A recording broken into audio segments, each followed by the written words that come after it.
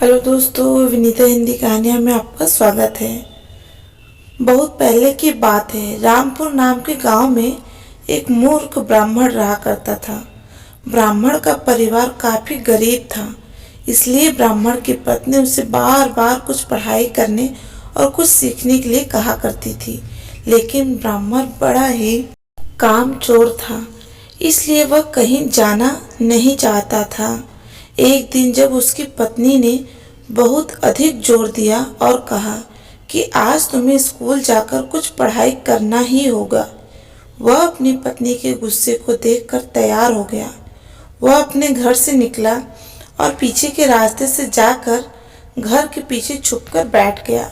थोड़ी देर बाद उसके घर में कुछ लोग आए और उन लोगों की क्या बातें कही, यह सब बस पीछे बैठकर चुपचाप सुन रहा था।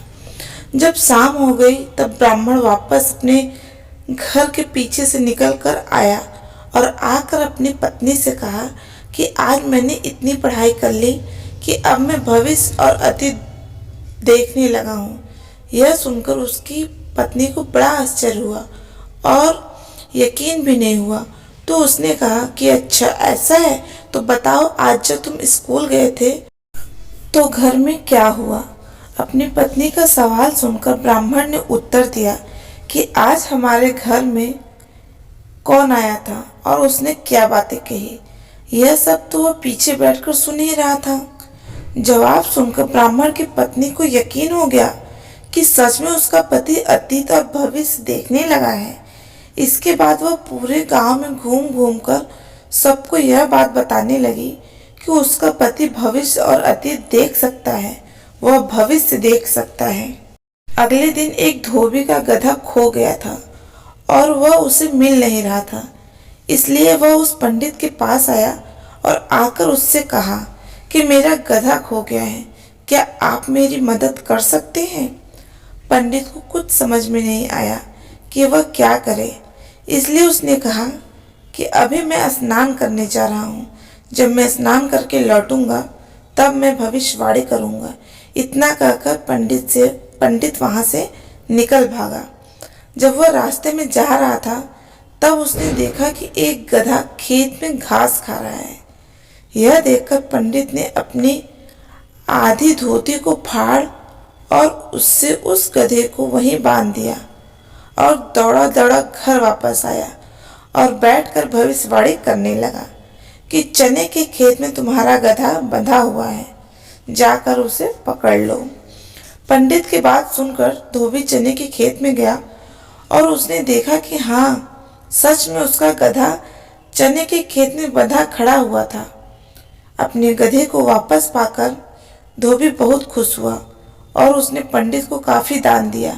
धीरे धीरे पंडित काफी प्रसिद्ध हो गया और बहुत से लोग उसे जानने लग गए। एक दिन राज्य के महारानी का एक नौलखा हार चोरी हो जाता है। राजा को कुछ समझ नहीं आता कि अब वह क्या करे।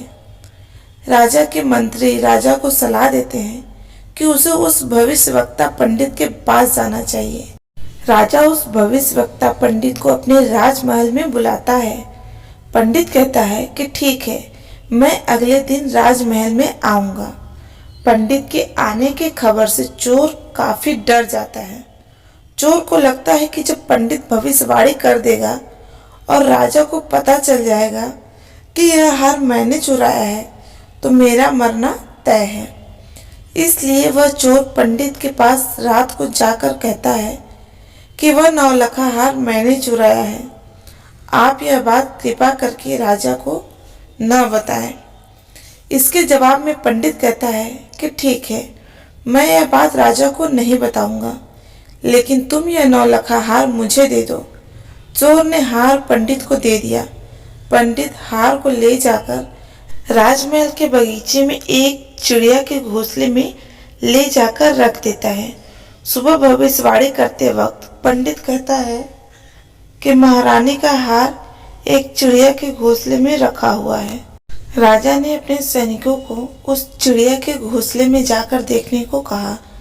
राजा के सैनिक चिड़िया के घोंसले में देखने गए। वहां उन्होंने महारानी का हार देखा। अपने महारानी का हार मिल जाने से राजा बहुत खुश हुए। उन्होंने ब्राह्मण को काफ़ी दान दिया, जिससे ब्राह्मण का घर खुशी खुशी चलने लगा और उनकी गरीबी भी दूर हो गई। अगर आपको हमारी यह कहानी अच्छी लगे तो इसे लाइक और शेयर ज़रूर करें और कमेंट करके अपना विचार हमें ज़रूर बताएं। हमारे चैनल को सब्सक्राइब करना ना भूलें। धन्यवाद।